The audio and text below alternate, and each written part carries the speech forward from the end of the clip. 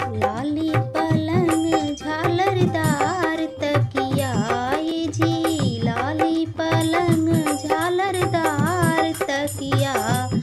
तनी ताकन बना तू बनी की ओरियां, तनी ताकन बना तू बनी की ओरियां। कैसे कता की बनी तोर ओरियां ये जी, कैसे कता की बनी तोर ओरियां। तोरे टिकवा कनगवा गड़ेला छतिया, तोरे टिकवा कनगवा गड़ेला छतिया।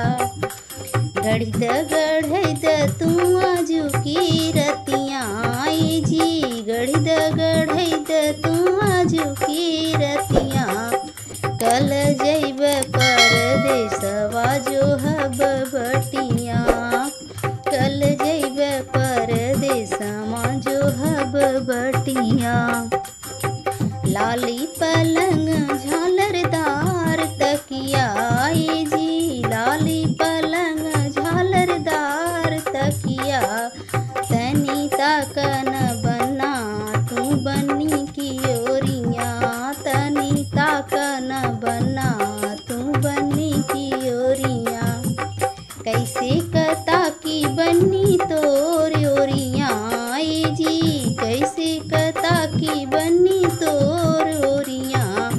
तोरे नथिया कनगवा गड़ेला छतिया, तोरे नथिया कनगवा गड़ेला छतिया। गढ़िद तू आजू की रतियां ये जी, गढ़िद तू आजू की रतियां।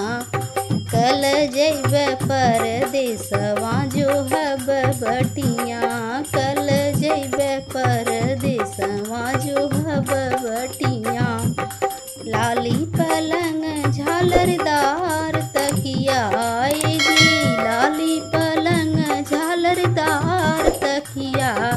तनी ताकन बना तू बनी की ओरियां, तनी ताकन बना तू बनी की ओरियां।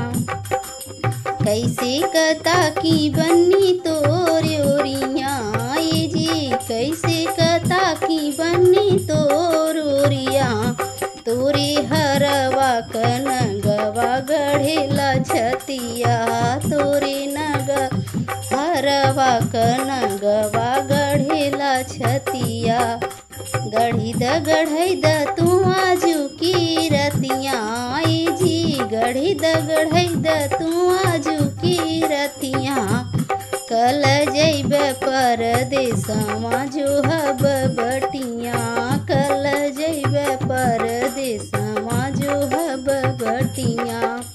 लाली पलंग झालरदार तकिया ये जी, लाली पलंग झालरदार तकिया। तनी ताकन बना तू बनी की ओरियां, तनी ताकन बना तू बनी की ओरियां। मेरे प्रिय दर्शकों, वीडियो पूरा देखने के लिए धन्यवाद। अगर आपको यह वीडियो पसंद आया तो कृपया इसे लाइक और शेयर करें और अपने सुझाव कमेंट करें।